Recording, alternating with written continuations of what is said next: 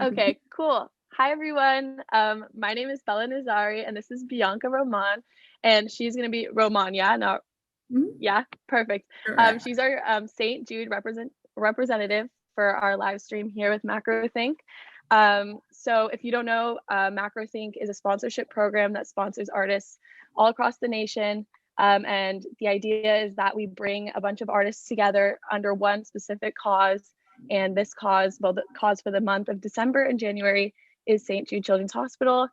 So we're going to talk a little bit with Bianca, but about where St. Jude is at right now, and then her position in St. Jude, and a bit of St. Jude's history, and yeah, hopefully in ways you guys can get involved. So yeah, Bianca, if you want to give us a little bit of information about you, about your Sure. position at St. Jude, and maybe just a little bit about St. Jude itself. Absolutely. So hello everyone, I'm Bianca. Thanks for having me, Bella. And yeah, I'm gonna go right into St. Jude. Thanks for having me here and being able to talk a little bit about what we do and why it's so important to help out. St. Jude Children's Research Hospital is leading the way. The world understands, treats, and defeats childhood cancer and other life-threatening diseases. And everything we do here is centered on finding cures and saving children. Families never receive a bill from St. Jude, so we pay for treatment, travel, housing, and food, because really all a family should worry about is helping their child live. So by sharing our knowledge freely and exchanging ideas openly, we're inspiring more collaboration with doctors and researchers worldwide. And as a result, more life-saving treatments for kids everywhere. And at St. Jude, we won't give up and we won't stop. Everything we do is to make sure that we end childhood cancer and other life-threatening diseases. So we really appreciate, you even doing a fundraiser for St. Jude. It's very important and very helpful for the mission that we stand for. A little bit about myself. I work here at LSAC St. Jude Children's Research Hospital in the Southern California region. I am the regional event specialist. What I do in particular is handle fundraisers. So it's one of my favorite things to do here. I specialize, as I mentioned, in Southern California, but also the Pacific region, so Hawaii.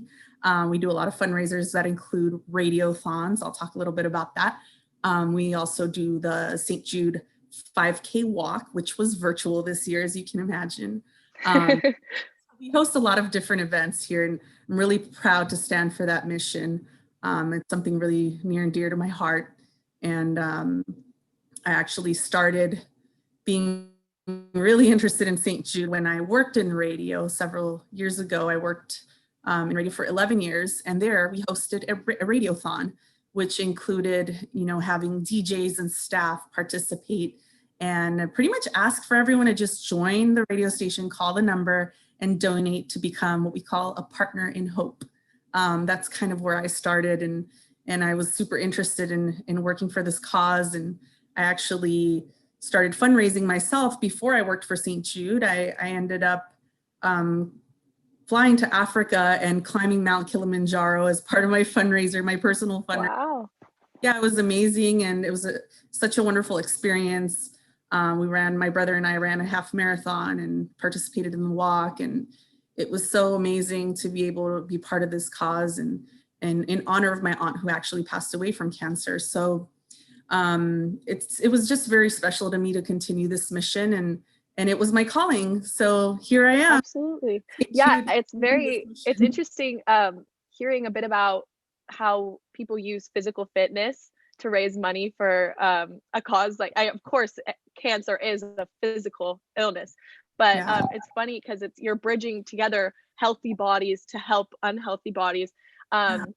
And that's kind of a similar idea to what Macro Think does, is like bringing together, it's not necessarily a physical practice, but you're bringing together artistic minds, artistic people under one common goal. So it's very interesting that that's how you approached it. Just to hear that there's these different tiers of, not different tiers, but different approaches to how to get into charitable organizations, how to get into fundraising. And it all comes from a very personal place. So yeah, that's crazy. Mount Kilimanjaro, that's amazing. That's It beautiful. was That must have been crazy. It was pretty intense. I will say that. And you said it beautifully. I mean, it's linking one of your passions, whether it's fitness or art. There's so many ways to contribute, and it's always a personal mission, really. And it's linked to this wonderful cause in helping children. And it's just so wonderful to see everyone come together. And there's so many ways, whether it's fun through fundraising or just volunteering. We have several volunteer options too. I know times are different this year, and we're hoping for next year, but I think there's plenty of ways to participate. It doesn't always necessarily have to be, fundraising. It could be spreading the word, social media, creating art, just like you. It's very special. Yeah. Okay. I'll just go on to our second question, or third question. So I asked this question more just kind of for you to delve in a little bit to the environment. I'm not sure because you are the regional specialist for Southern California, but when I was asking this question, I kind of wanted to delve in a little bit into the campus in Tennessee. So when people donate money, I'm not super familiar with specific activities that they have at the hospital, but I know that specifically, like when we donate money, of course, we're paying for medical expenses and for flights and for where they stay and food. Mm-hmm. But if there's anything maybe that just not necessarily that you've been there, but just that about things that they do at the hospital to keep the children entertained, sort of just make them find a home in the hospital or like maybe feel more comfortable. Totally. So, it's something really beautiful to be able to step into that hospital and see what they do for the kids there. It's fascinating. I personally have been there several times, and we as our staff goes every year, several times a year actually, to go do part of our work there. And it's very amazing to see how they have it set up. Art plays such a huge part at the hospital. Not only in giving the children and teens there actually a chance to really showcase their own artwork there. We do have a teen art show there, but down to the, every detail. They don't really have wheelchairs there. They have little red wagons for the kids. So oh yes, yeah. It's amazing. It's like it's both amazing and heartbreaking, obviously, seeing a little kid in their little red wagon. But those are the details that I'm talking about. They make it so that the child feels, the most at home, the most, whether it be distracted by what's going on, but it's a place where they can feel, connected to whether it's art, their family, making them feel as much as home as they possibly can. And, because of the majority of St. Jude funding comes from individual contributors, St. Jude does have the freedom to focus on what matters most, which is little details like that. And of course, saving kids regardless of their financial situation. Another thing, and I know it's not in particular something concrete at the hospital, that you can see, St. Jude does freely share their discoveries, everything, all the discoveries it makes. Yeah. So every child saved at St. Jude means doctors and scientists worldwide can save thousands of children. So donations go toward that too. And, that's a big part of the hospital in Memphis. And, St. Jude, and obviously their hospitals in Memphis, Tennessee, is where doctors send their toughest cases because St. Jude has the world's best survival rates for some of the most aggressive, childhood cancers. So their focus is, making sure that those kids are okay, but also the little details. They also have what they call a no more chemo party, no chemo party. So it's literally what it sounds like. Yeah, it's beautiful. It's awesome. When a child is done with their treatment, they do throw a no chemo party with confetti, balloons. They sing a song for them. And so donations go toward that as well. Yeah. It's pretty amazing. And I do want to say this, it costs $1 billion per year to operate that hospital. So the majority comes from generous donors. It's amazing. And the level of support, that level of support allows St. Jude, like I mentioned, to treat the sickest patients from around the world. Yeah, absolutely. It's definitely something hard to comprehend as me as a young adult, or even more probably for an adult possibly who hasn't had a sick, like, younger sibling or niece or nephew. It's really hard to comprehend what is going through their head in this time in development, and then having something so for all of humanity kind of hard to grasp, just for a child to grow up or even have that as part of their childhood. I did a lot of my high school like time I spent at Children's Hospital Oakland. So I did get a chance to interact a lot with children.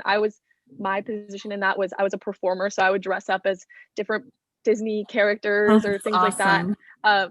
Princess Belle was the one that I probably enjoyed the most. Just my name's Bella, brown hair, brown eyes type thing. But just the idea that kind of those little experiences, even if like for me as an older person going in and having that, it's like you know, heartwarming, whatever, but that's like a moment in time. For them, that's like it's everything. Their whole reality shifts when something like that happens. It's like, wow, something beautiful and sparkly exists that I can think about that isn't you know, this treatment.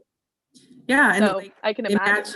Yeah, exactly. Imagine like for them being in that one present moment with you, a magical moment, really.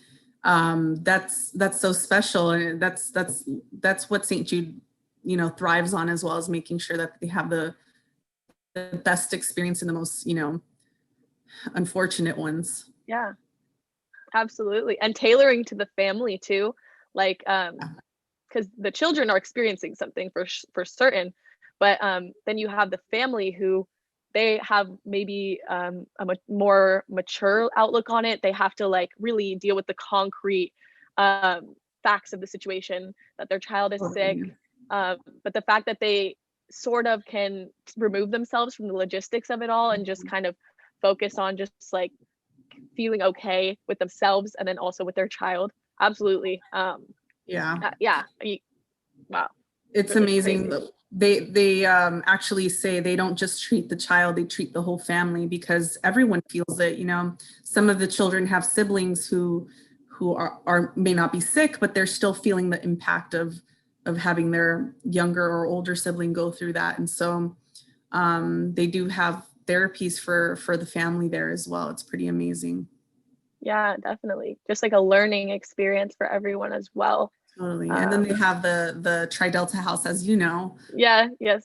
Stay there and you know, they're together, and usually it's one parent, and the other parent, you know, sometimes has to stay behind, and so houses like Target House and Tri-Delta House, where families stay for a certain amount of time, certain period of time or amount of time, they make that experience so special for them, thanks to fundraising, you know? Yeah, absolutely. Yeah, it's really you forget a bit, because it's like, especially when you're working in fundraising, or even just I would consider myself as working in fundraising, but at the same time just being in a position where you're like, oh, I work with donations and nonprofits and charities and initiatives and blah blah blah blah blah. You start to think, like, you kind of forget that how the reason why you got there sometimes, or the intention behind doing such work, and it's kind of becomes like this a little bit of a step-by-step process. And then you just think of not necessarily a particular story, but just like that feeling of like there's that one person who has no idea what you're doing, but that they like are going through this very life-changing event, and like your work is just benefiting or helping their overall experience, and they might not even know about it per se. Yeah, you're helping change. Yeah, you're changing their life in a very vast way, you know. It's very impactful, and it's a great reminder to remind yourself of the why, you know, why am I doing this, and how far is it going, because it's going very far. Yeah, absolutely. Okay, so let me see, we kind of touched on this a little bit, but I guess I'll just, so that it's in one place, kind of, we talked about different ways to support St. Jude, not necessarily just donating, because not everyone is able, even just like sharing information, just even like learning about it. But just if you had like kind of piece of advice, especially for young people, maybe even like touching a little bit on artists, but also just people who are interested in activism, but like sort of just want to get involved in a way, like in more abstract ways possibly. Do you have any advice or ideas? Absolutely. Thank you for asking that. There are several ways. Obviously, primarily it's fundraising, direct fundraising, but we do have volunteer options. We're hoping that next year will be different when we have our St. Jude 5K walk in San Diego. We have one in Los Angeles as well. But there's ways to participate through volunteering. That's a direct action item you can do and share with friends and family. There's also, like you mentioned, something more abstract, which is through social media. We share a lot of great content on our social media platforms. You can actually follow us at St. Jude LA, as well as St. Jude, our official page, both on Instagram and on Facebook. But the ways to just be active is resharing, participating, commenting, making your friends aware of what's going on through our content. We share a lot of great, facts and statistics, a lot of storytelling. We have great patient stories on our pages as well. And it's sometimes, we may have a friend that doesn't really know about St. Jude. And if you share it on your social media, they're like, oh my God, I didn't know that this was even there. Or, oh my God, that patient story was very impactful. And it's amazing because we do have patient families. I work with a lot of patient families that actually didn't know about St. Jude until they happened to go to a mall and they saw an ad there, or they heard it through the radio, the radiothon. Yeah.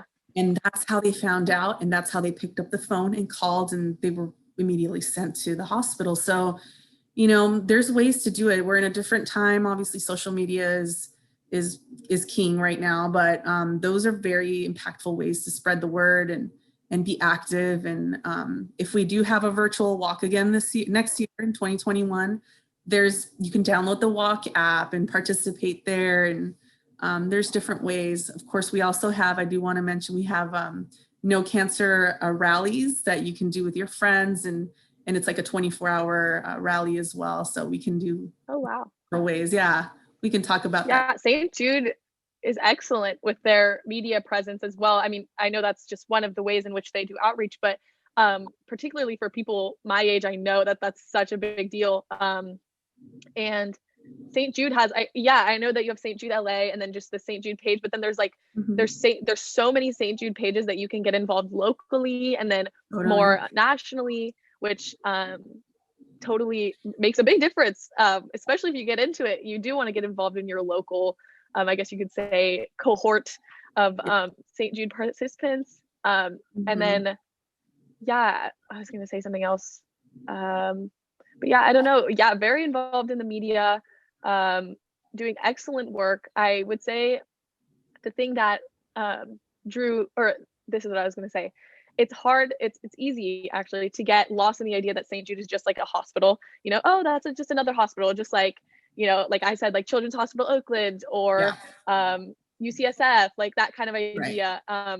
But it's not. It's very much more. It's kind of a revolutionary act to bridge the gap between pro bono work and medical care, especially in the United States, where it's just so difficult to get medical care. And for children, I guess it starts with children, obviously, the most vulnerable population. But yeah, I mean, it's just the beginning. And if people start to learn about it, they start to understand it. Yes, it is expensive. Yes, it is, an entire initiative with many hardworking people who allow it to operate. But just the simple idea of it can inspire a lot of things to kind of help. It is really just to help more people and do like real research. Yeah, so it's a global effort. It's 100% a global effort. And, like we say, every child treated at St. Jude is like treating your neighbor, your family member, because it reaches every child worldwide. So that's our mission, and we won't stop. We love saying we won't stop because we won't.